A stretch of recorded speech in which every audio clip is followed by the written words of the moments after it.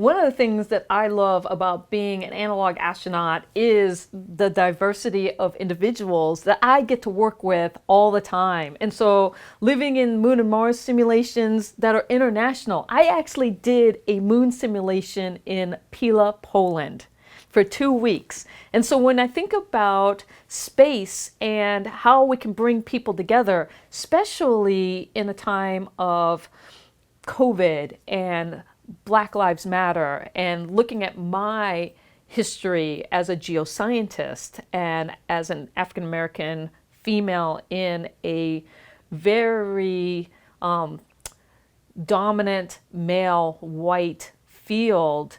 And I gotta say that one of the reasons why I love space is because it has the potential to bring us all together. I want the Star Trek generation. How do you feel about this, Jeff? Well, it's so interesting that you mentioned Star Trek, because look at Gene Roddenberry. This was 1967. Look at the wonderful portrait that he made of the future, where it's normal to have a very diverse crew, both in terms of racial origin and gender. Right. And so we see. We get a glimpse of what it could be like. And isn't it ironic that that show was done during a period of great social unrest in America and around the world? So, and you mentioned Poland. I didn't know that you'd been to Poland. I've spent several months in Poland. We did 2 episodes of Meteorite Men in Poland as well, which I loved.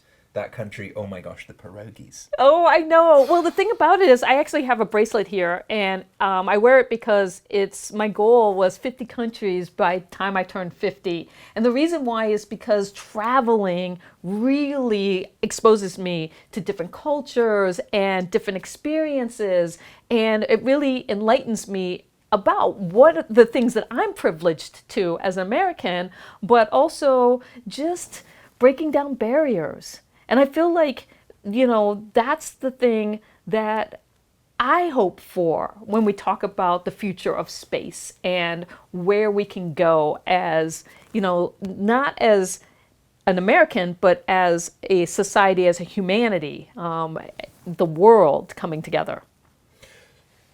Agreed. And I didn't mean to dodge your question, which is one of the most important questions of the time. So where do I stand on this? Let me answer it by demonstrating. So we're sitting in the studios of Desert Owl Productions in Tucson, Arizona, which is one of my companies. And our flagship company is Aerolite Meteorites, which is also generously helping us with this broadcast. So my staff, my companies, is comprised of 80% women and people of color. And I didn't have to work hard for that to happen.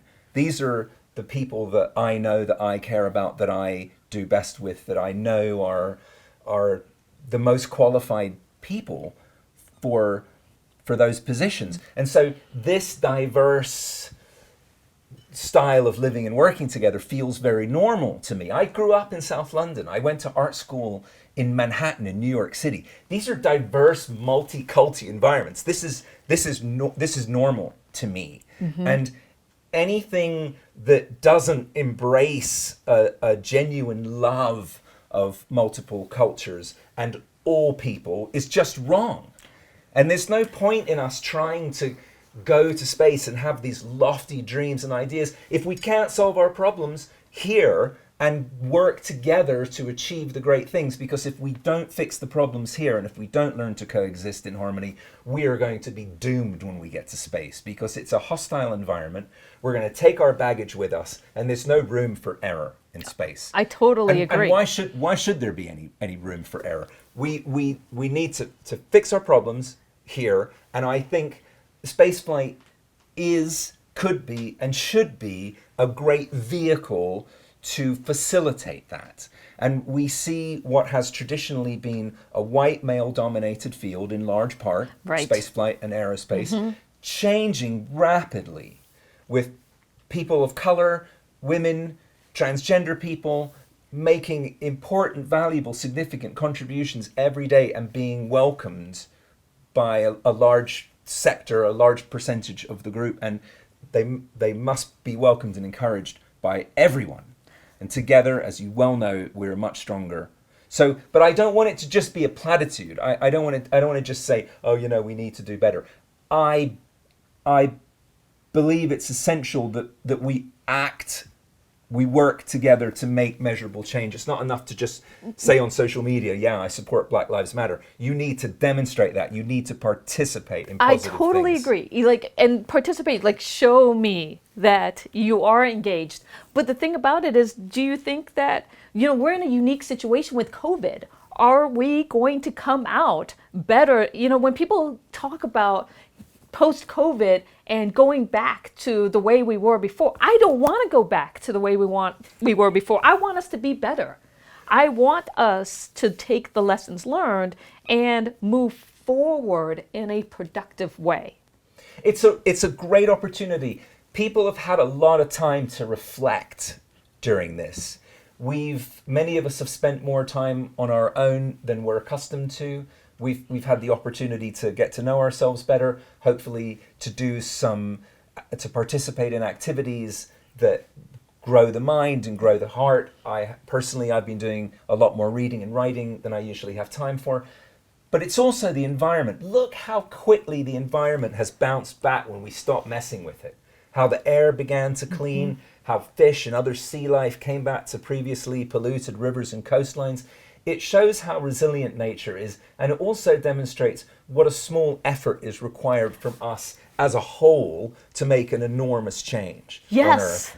And this is an opportunity that we should build on, and the lessons learned can help us in space exploration. Absolutely. I mean, that's the holy grail. And to think about how we can do the hard work now of being better, self-reflecting, paying attention to, when Black Lives Matters, that's about people in pain coming together and expressing that. And if you were to ask me, you look at just 5 years ago or 10 years ago, what's happening now, just because the voice was there, we were shouting it out, but no action was taken. And so now I feel like people are listening. And I'm so hopeful for the future if we can continue the momentum and the conversation, and especially when it comes to space and space exploration, really think about that Star Trek generation and, just and equitable and just, diverse and inclusive and all the things that means in space. Well, diversity and inclusion in space are topics that are very near and dear to the heart of our next speaker, a very admirable gentleman, a close friend and valued colleague of mine. Karlton Johnson was a colonel in the United States Air Force. He served with great distinction in the military, and he is now the chairman of the Board of Governors of the National Space Society, and he has been one of the very inspiring voices in the NSS for change and growth and modernization. And I think everyone is going to really enjoy the message that he has. Karlton Johnson, over to you. Hello, my name is Colonel Karlton Johnson, United States Air Force retired, and I am the chairman of the National Space Society's Board of Governors. Welcome to A Day in Space. I'd like to have a very important conversation with you, and I'd like to start off that conversation by way of a story. I hope the story will provide context and set the stage for our ongoing dialogue. I have the distinct opportunity and privilege to be selected to succeed Mr. Hugh Downs as the chairman of the Board of Governors back in 2019. That year, I went to ISCC as the first time in my new role as the chairman. Wanted to make sure that I did a lot of outreach, and I wanted to try to talk to as many people as I could to get to know them better, get to know people in the society better, but also to communicate the great things that were happening within our organization. I chanced upon this one individual, and he was off to the side, just standing by himself. And so I engaged. I went up and I introduced myself. I said, "Hi, my name's Karlton Johnson." And we got to talking. And he, in the scope of our conversation, said, "So, what are you here for? What do you do?" And I said, "Well, I am the chairman of the board of governors for the National Space Society." And he looked, he paused. It was a very strange pause, and he glanced at me. I said, is there something wrong? So he just looked me up and down for a second, and he said, "You're the chair. How did you become chairman?" Well, that was not a question I expected to hear. So I answered, "Well, I became chairman by way of the board of directors inviting me and voting on me to become the chairman." And there you go. So he looked again and he said, "You're the first Black chairman the NSS has had, right?" I went, "Yes, I am." And then we talked about that for a bit, and he just congratulated me on the role, and he eventually went off. Now, I'll tell you, that conversation stuck with me. I mean, literally stuck with me for the rest of the day. And I wasn't really sure how I felt about it.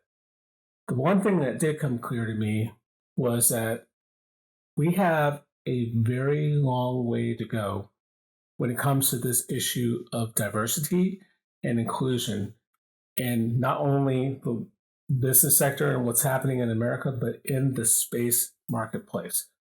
That conversation, when you reflect back on it, why was it strange? Well, number one, it seemed that it was atypical for someone of color to be in that senior of a position. Shouldn't be, but at least to that individual, it was. At least that was what came across to me.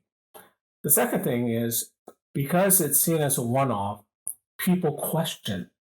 People question whether or not a person of color has earned that role. Now, once again, are we reading into the conversation? Maybe, but it's not the first time that's happened.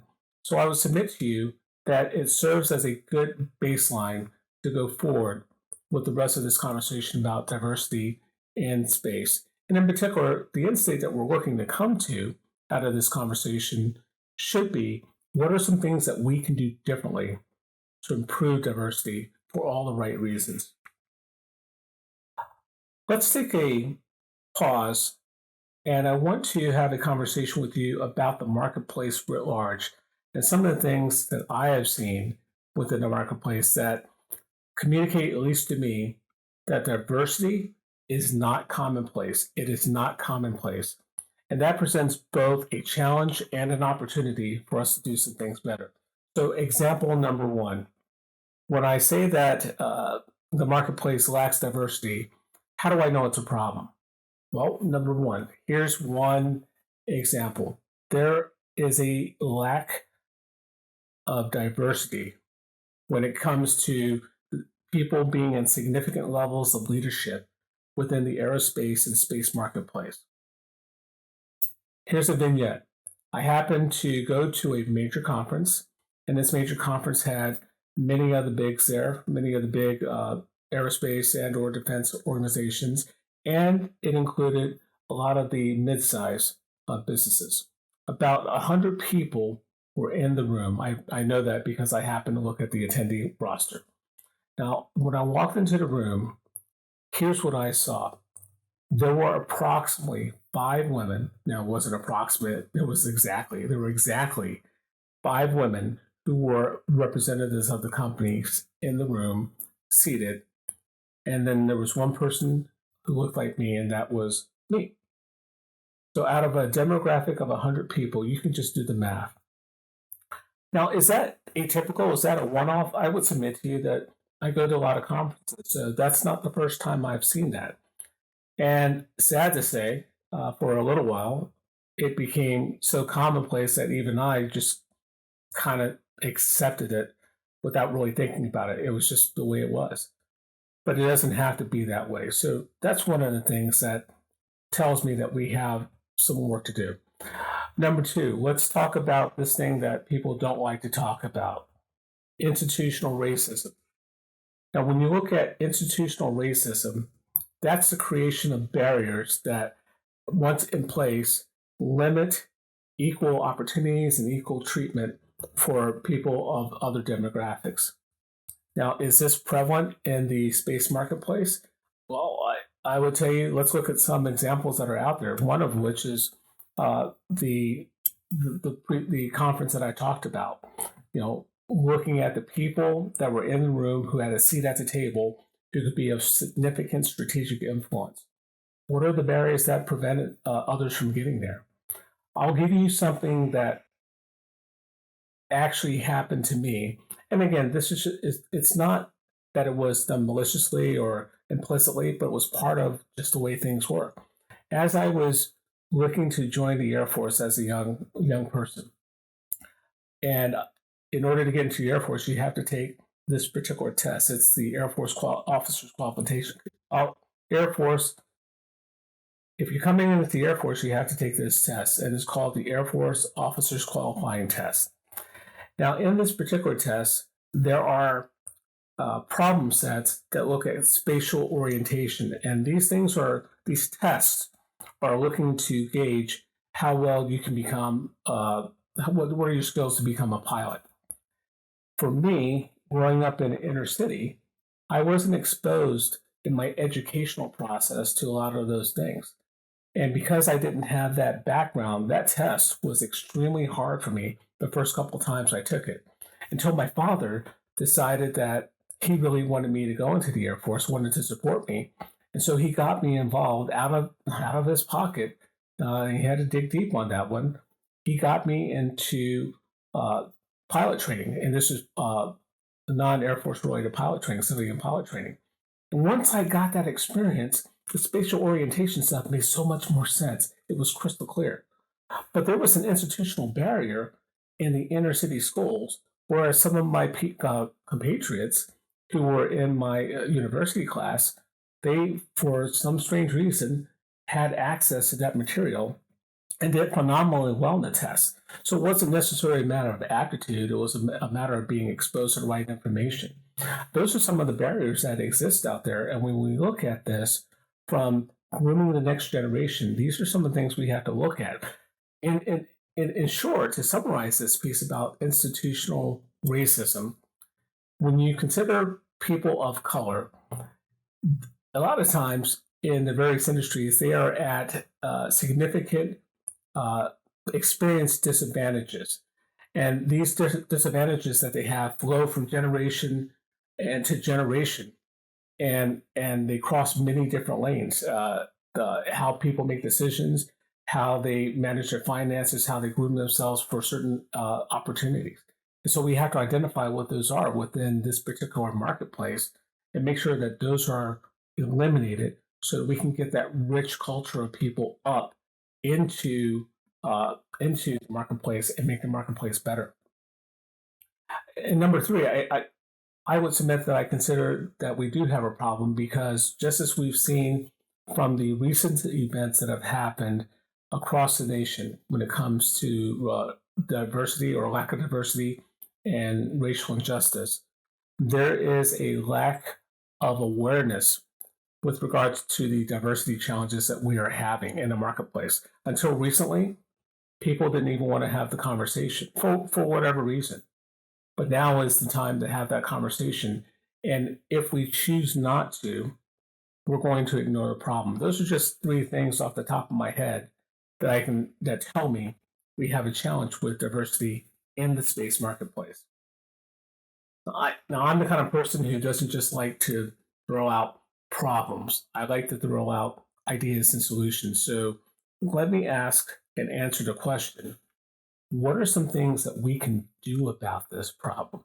Number one, and I strongly believe this, we have to view and embrace diversity as an enabler. In particular to the space conversation, we have to view it as an enabler for space development and advancing humanity throughout the solar system.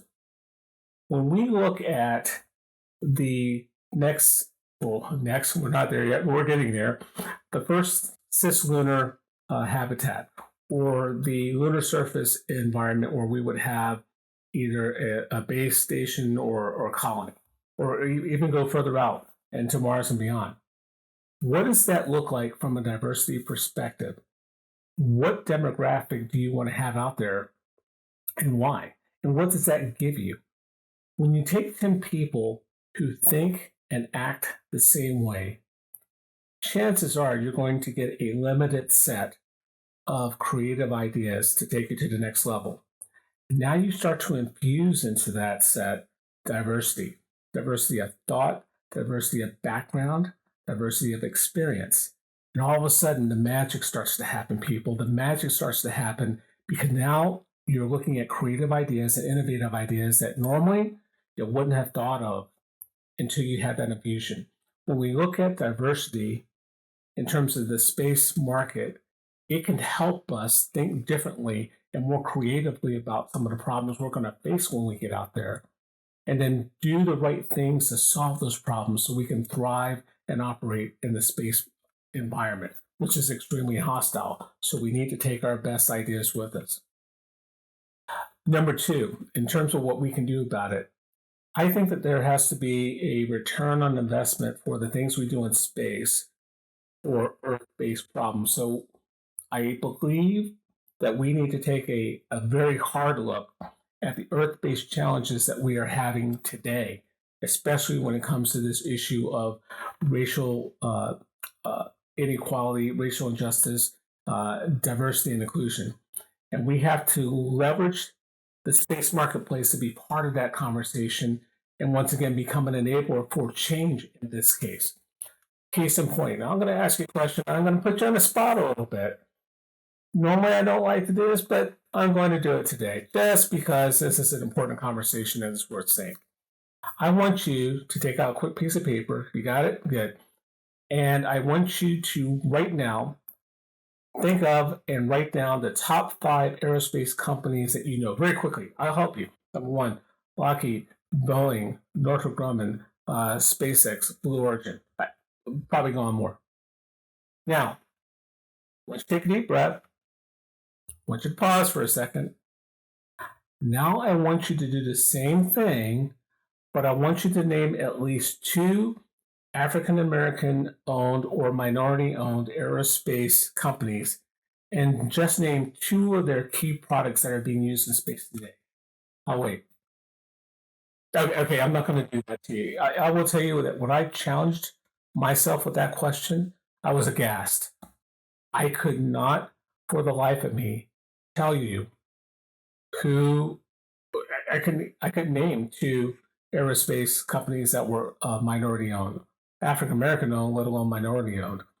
I couldn't tell you the product forms that they had. I can tell you what some of the other bigs have, but I couldn't tell you that. And that shocked me. What does that tell me? Either there aren't enough of them out there to be significantly or statistically important enough to remember, which I hope is not the case, or maybe I and we need to do a better job of finding who those are and then bringing them to the table to have a seat at the table to be part of that overall conversation. We need to be looking at bringing those, again, diverse ideas, diverse backgrounds to this conversation and enable them to be part of the solution. Number 3, again, what can we do about it? Number 3, we need to take what we learned from these things I just discussed, and we need to identify what we want to see changed in the aerospace and space environment today so that the mistakes that we have made here on Mother Earth, we do not take those same mistakes out there when we go out there. And while we are out there, while we are going from low Earth orbit to cislunar, to the lunar surface, to the point between the moon and Mars, and then to Mars, and then throughout the solar system, as we're looking at stepping throughout each of those pathways, the things that we learn out there that are the best of the best in terms of diversity and inclusion and how we want to bring those things to help make us better, we have to bring those things back here to Earth. We have to teach what we learned there and make it better. We have to do that. because we have an obligation, we have a responsibility to solve the challenges here by what we learn out there. Now, everything I've said so far, that's a pretty heavy lift. When we talk about diversity in space, the National Space Society is one of the most important organizations that you can be part of, because we as an organization have the opportunity, to be a leader in this conversation, as we are the preeminent voice regarding all things space settlement in the world today. We are. It is undisputed. So how can you help? Number one, I'm going to ask you to do the following. You need to become exceptional students towards becoming knowledgeable about and understanding these issues that we've been talking about for the last few minutes. In particular, you need to put your lens on and calibrate your aperture towards how those things impact space today, like right now. For example, one of the things that the National Space Society is going to look at and is going to continue to have a conversation about, what are some of the policies and procedures we need to have out on space settlements? When it comes to diversity and inclusion, how do we need to calibrate those policies to be better than what we have today? When we talk about collaboration, multinational collaboration, what are the things that we can learn from past experiences and bring those to that table? So when we're making the plans for space development for the various pathways I mentioned between low Earth orbit and intrasolar locations, we want to set the governance structures to make sure that diversity is part of that. In order to do that, you got to understand the problem. And this is why I believe, number one, you have to be exceptional students of the problem. The second thing, I wholeheartedly believe this too. It's great to have a conversation. It's extraordinary to have a conversation because at least you're talking. It's better if you have a conversation and then you engage. And so I'm going to ask you to get engaged and to become part of this conversation, especially when it comes to addressing social injustice, enabling inclusion, and improving race relations here on Earth today. And I want you to, once again, because we're space advocates, because we're space professionals, I want you to navigate that lens and aperture towards how you can do that within this particular demographic, within the space business.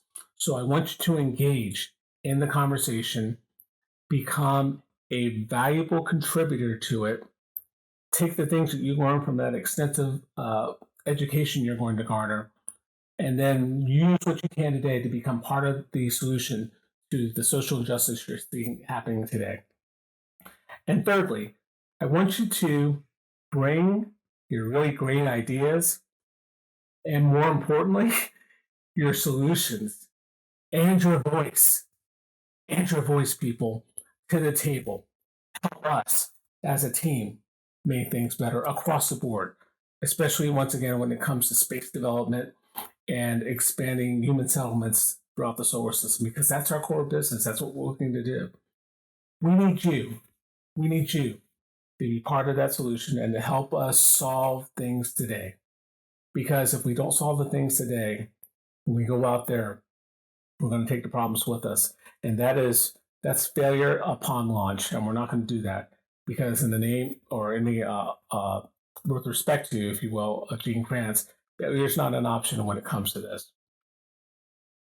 I'd like to end my commentary today with a quote and a vignette from one of my favorite shows. And it just happens to be a show that talks about space settlement, a show called Babylon 5. And there was a scene when one of the commanders of the Babylon station was being interviewed by a reporter. And the reporter commented, Commander, there have been 5 Babylon stations. 1 through 3 were destroyed in some type of situation. Number 4 disappeared without a trace. And now there's Babylon 5. Why Babylon 5? And the commander got this very dramatic, contemplative look. And he said, if you ask 20 people the same question, you'll get 50 different responses. And they'll all be different. They'll all be different, differing views. But if you ask 20 people this question, you'll get the same answer. And the question is, will the sun die out one day? And the answer is yes. When the sun dies out, we're not just going to lose the earth. We're going to lose Marilyn Monroe. We're going to lose Jimi Hendrix. We're going to lose the Picassos. We're going to lose all the artwork. We're going to lose all of the things that have made us a great society. And when the sun burns out, if we don't stretch ourselves to go out there, then we have to ask, what's it all been for? We have an obligation. We have an obligation to go out into the stars and take the best of us when we go, the best parts of us. And so, in conclusion, what I want to tell you with that vignette is I want you to engage in this conversation about social injustice and diversity and inclusion. I want you to be part of that conversation, bring your ideas, your thoughts to the table, and I want you to help us to become the best, most diverse spacefaring force, spacefaring organization that we can be. And as we go out there, we are going to leave those vices of social injustice, racism, and inequality behind, because that can burn away when the sun burns away. But the best of us, the best parts of us, we're going to take. Ladies and gentlemen, it has been a distinct honor for me to talk with you today. I hope that the conversation has been extremely useful, and there are a lot of other great things you're going to hear in the day in space. So I really hope that you engage here and you learn everything that's learnable. And I hope that this particular segment has been of value to you. I'm Karlton Johnson, Chairman of the Board of Governors for the National Space Society. See you on the high frontier and Ad Astra.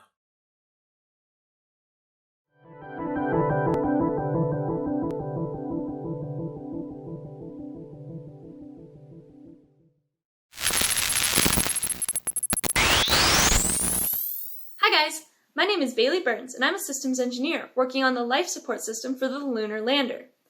I'm also a master's student studying space resources at the Colorado School of Mines. My goal is to use my education and my experience to one day work on the infrastructure for the first lunar base. I think humans should have a permanent and sustainable presence in space, and the moon is a great way to start achieving that. Keeping humans alive in the harsh environment of space is difficult, especially when all the resources we need have to be launched from down here on Earth. I want to use my mechanical and systems engineering background to solve this big picture problem, while also using my education in space resources to design a base that utilizes the resources that are already on the moon before we have to rely on Earth. And I know it has to be a good design, because my ultimate goal is to one day live in the base I designed on the moon. While I'm completely humbled and excited to be contributing to the aerospace industry down here on the ground, my real dream is to be part of the action up in space, helping us to pioneer the next chapter for our species. So I guess I'll see you guys on the moon.